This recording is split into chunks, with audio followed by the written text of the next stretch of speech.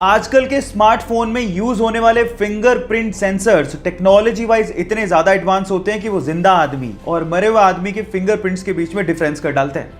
मतलब ये हुआ कि मान लीजिए आपने किसी मरे हुए आदमी के फोन को उसी के फिंगरप्रिंट से खोलने की कोशिश करी तो फिंगरप्रिंट सेंसर्स उसे सेंस करके अनलॉक होने ही नहीं देगा।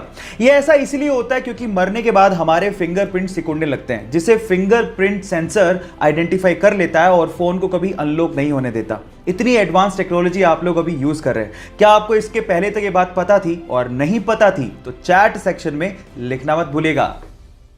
दिल्ली के सरकारी स्कूल से रिटायर एक टीचर कीमत राय गुप्ता ने रिटायरमेंट के बाद अपने आप को बिजी रखने के लिए दिल्ली के भागीरथ पैलेस मार्केट में इलेक्ट्रिकल अप्लायंसेस की एक दुकान खोली। तब उनके पास एक सेल्समैन आया और उस सेल्समैन ने बातों ही बातों में एक जानकारी दी और कहा कि हेवल्स नाम से एक छोटी सी फैक्ट्री है जिसे उसका मालिक बेचना चाहता है। तब कीमत राय गुप्ता ने 7 लाख रुपए देके हेवल्स नाम की एक छोटी सी फैक्ट्री को खरीदा और रिटायरमेंट के बाद भी अपनी मेहनत के दम पे उस फैक्ट्री को मुनाफे में लाके खड़ा कर दिया। और गाइस, आज वो इंडिया की दूसरी सबसे बड़ी इलेक्ट्रिकल अप्लायंसेस बनाने वाली कंपनी है जिसका टोटल टर्नओवर 1000 करोड़ से भी ज्यादा है। एक इंटरव्यू में कीमत राय गुप्ता जी ने कहा था कि जो इंसान मेहनत करना जानता है और जो इंसान रिस्क उठाना जानता है उसको सफल होने में कोई रोक ही नहीं सकता।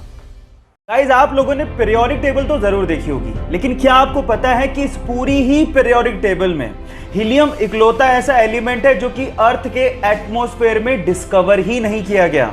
एक्चुअली उसे सन के एटमॉस्फेयर में डिस्कवर किया गया था, इसीलिए इसका नाम ग्रीक वर्ड हीलियोस से इंस्पायर्ड है, जिसका मतलब है सूर्य देवता। वैसे भी हमारे अर्थ एटमॉस्फेयर में हीलियम ना के बराबर है, तो यह कहना गलत नहीं होगा कि हीलियम अर्थ एलिमेंट है ही नहीं। ऐसे ही केमिस्ट्री के इंटरेस्टिंग फैक्ट और अगर आप केमिस्ट्री पढ़ना चाहते हैं तो हमारे YouTube चैनल को सब्सक्राइब करना मत भूलिएगा, लिंक बायो में गिवन है।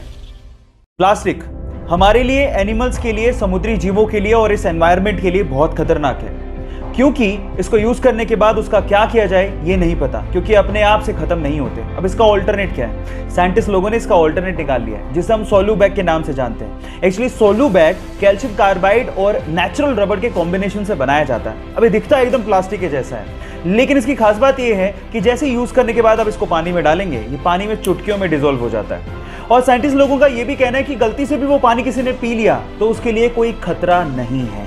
बस प्रॉब्लम यह है कि मॉनसून के दिनों में इसको इस्तेमाल करना थोड़ा सा डेंजरस है, क्योंकि अपने आप से डिसॉल्व हो जाता है। लेकिन अपनी प्रकृति के लिए हम लोग इतना कॉम्प्रोमाइज तो कर ही सकते हैं। क्या आपको पहले से बात पता थी? और नहीं पता थी तो चैट सेक्शन में लिखना मत भूलिएगा। आप लोगों ने कैप्टन अमेरिका के हाथ में शील्ड को तो देखा होगा और उसको देख के शायद ऐसा महसूस होता होगा कि काश हमारे देश की सेवा में लगे और रक्षा में लगे सैनिकों के हाथ में ऐसी शील्ड होती ताकि उनकी जान को बचाया जा सकता।